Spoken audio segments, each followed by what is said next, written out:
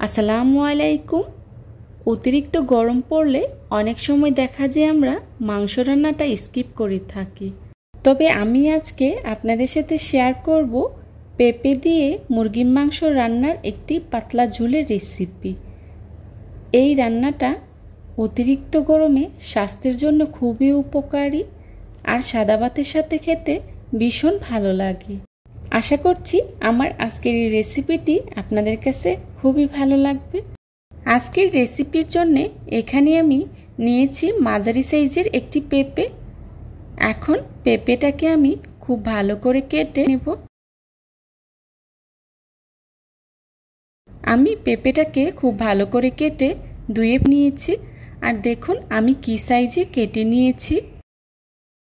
পেঁপে দিয়ে চিকেন রান্না করার জন্যে এদিকে আমি নিয়েছি 1.5 কেজি পরিমাণে মুরগির মাংস।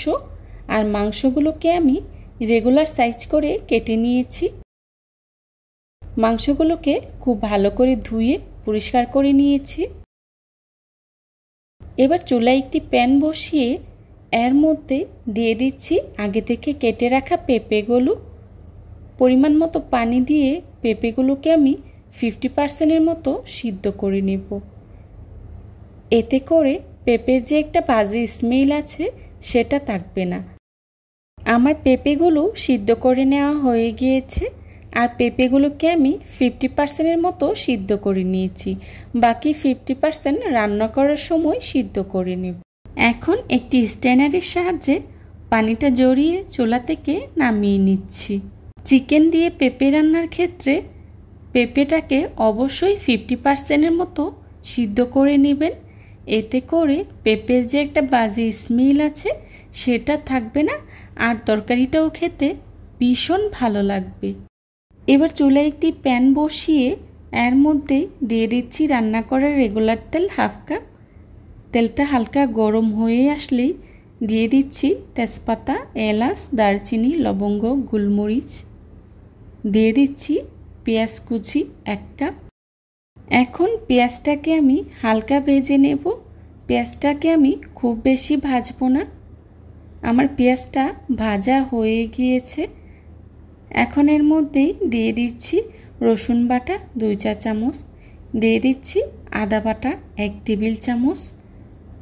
এখন পেঁয়াজের সাথে আদা রসুনটাকে আমি খুব ভালো করে ভেজে নেব, যাতে করে আদা রসুনের কাঁচা গন্ধটা চলে যায়। আদা রসুনটা ভাজা হয়ে গিয়েছে। এর মধ্যে দিয়ে দিচ্ছি পানি 1/2 কাপ। পানিটা দিয়ে আমি গুঁড়া মশলা ব্যবহার করব। পানিটা দিয়ে গুঁড়া মশলা ব্যবহার করলে মশলার যে একটা ঝাঁঝালো গন্ধ আছে সেটা বের হয় না।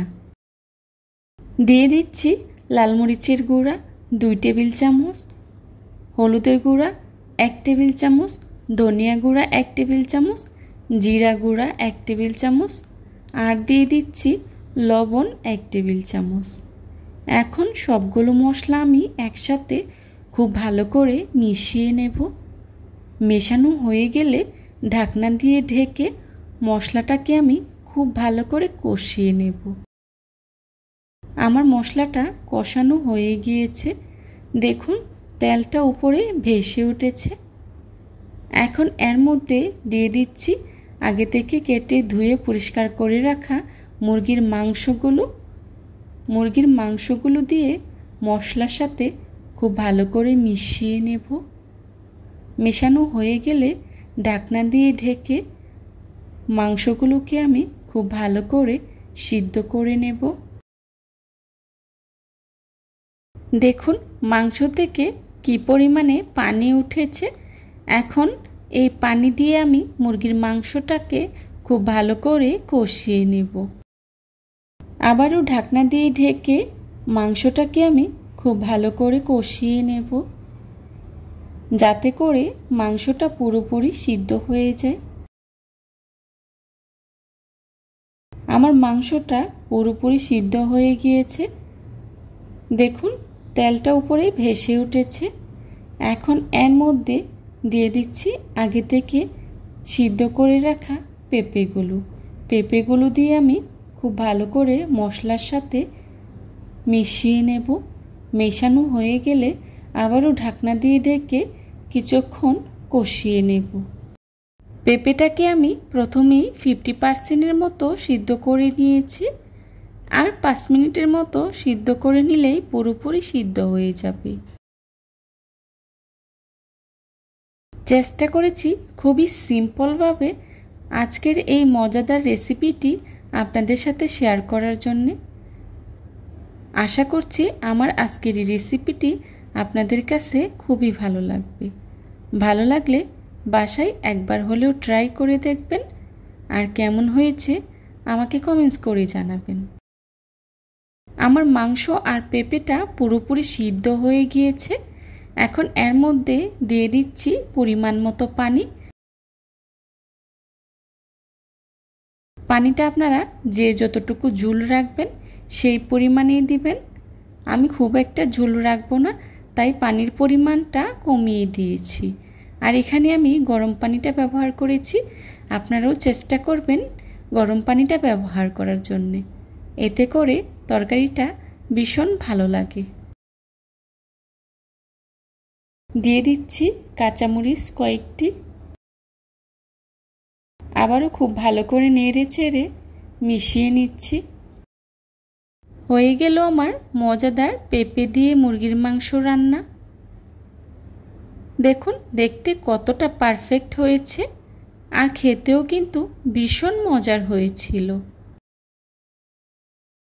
এখন চুলা থেকে নামিয়ে একটি সার্ভিং ডিশে সার্ভ করে নেব। আমি একটি সার্ভিং ডিশে সার্ভ করে নিয়েছি। আশা করছি আমার আজকের এই রেসিপিটি আপনাদের কাছে খুবই ভালো লাগবে। ভালো লাগলে লাইক, কমেন্ট, শেয়ার এবং সাবস্ক্রাইব করে পাশে থাকা বেল আইকনটি অন করে দিবেন, যাতে করে আমি ভিডিও ছাড়ার সাথে সাথেই আপনাদের কাছে নোটিফিকেশন পৌঁছে যায়।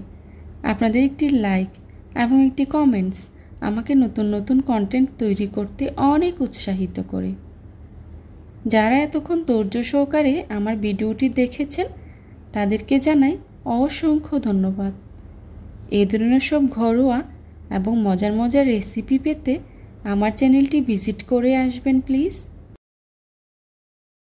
আমার পরবর্তী রেসিপি দেখার আমন্ত্রণ জানিয়ে আজকের মতো এখানেই বিদায় নিচ্ছি। সবাই ভালো থাকবেন, সুস্থ থাকবেন। আল্লাহ হাফেজ। আসসালামু আলাইকুম।